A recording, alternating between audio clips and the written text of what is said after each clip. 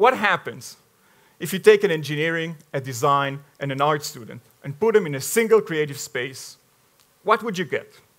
Michal Rinott, the latest purchase of Shenkar, and the founding director of the Kadar Design and Technology Center, studies exactly that. She will give us a first look into the newest lab in Shenkar. The outcome will surprise you. So please welcome our penultimate speaker, Michal. There's a beautiful new space in Shenkar. It's the Michal and Avraham Kadar Media Lab. And when you go up these stairs, you'll find this, the Kadar Design and Technology Center. It's a research lab and a creative space where students from all disciplines can work together, physically in the space, to design interactions. To help you understand what I mean by designing interactions, let me take you back to where it all began for me. In '96, I was a psychology student at Tel Aviv University, interested in people and their experiences. To build my psychological experiments, I used a Mac computer for the first time, and a software that allowed me to visually build my experiment, seeing the flow visually. The ease by which myself, as a non-programmer, could use this to program amazed me, and I thought, wow, someone has designed this. Someone designed this interaction. And I said, that is what I want to do in life. My professors were not happy. So a few years later, I'm working in the Israeli high-tech industry, designing software for banking companies, IT companies, animation companies. It's a wonderful job, and the industry is really waking up to this idea that they need people who can design interactions with people in mind.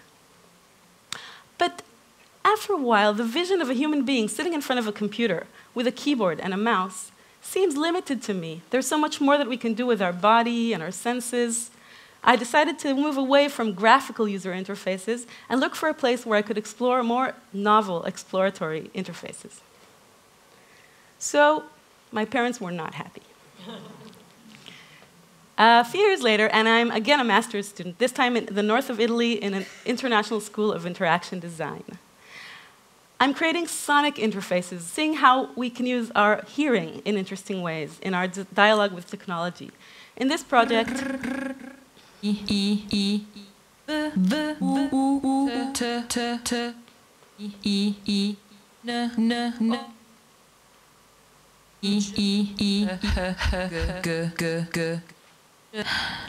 I created an interface that allows texting using only gesture and sound. So once you learn where the letters are, you don't need the vision at all, and you can find the letters through the gesture and the sonic feedback. And you can use it in the dark, or if you're driving, or if you're visually impaired.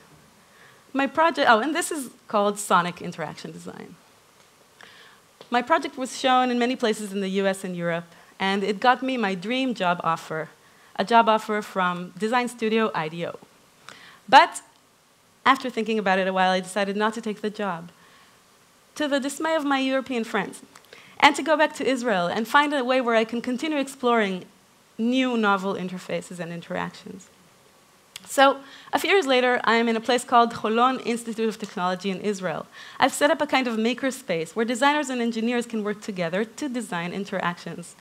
We get some great projects like this one, where we connected children in the UK and children in Israel through an interactive interface. We chose the simplest thing that we could think of, drawing, with pen on paper. The drawings they fall into this projected world and bounce around and meet shapes created by other children.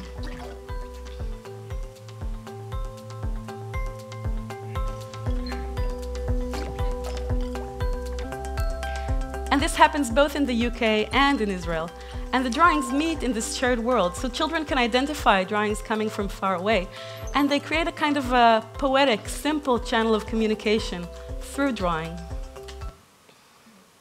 But the rigid academics at the Institute couldn't really understand what I'm doing. Is it design? Is it technology? You have to choose. Well, no, I don't want to.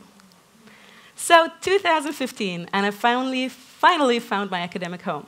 Shenkar, a place where management really understands the value of working between the disciplines and of the importance of designing interactions that are all around us. This is the Kadar Design and Technology Center 2 weeks ago when students from 5 different departments were working on projects for El Al, redefining, redesigning the flight experience. For example, you know how you're always scared that your luggage won't arrive? Well, what would happen if your luggage could text you, like a friend, telling you, hey, I'm here, I moved, I'm now in the plane, you know? And doing it in a really fun and friendly way. Or this concept, where the idea is that your destination is already reflected in the departure gate. So music from the destination comes to the departure gate, and the people waiting can play it together. Each person or each station representing one musical instrument in the musical piece.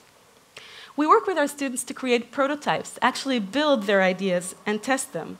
So here, an industrial design student and a software engineering student in 7 weeks built a new musical instrument for small children.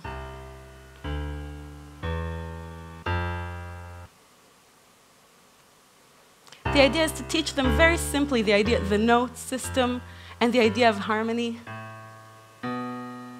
And the physical world, the physical design gives constraints, and these constraints help them to understand the concepts behind. So if you want to elevate the scale, you elevate the track. And if you want to hear another track, you just place it on the table, and they will play simultaneously. Or another project where students created a sweater that heats up.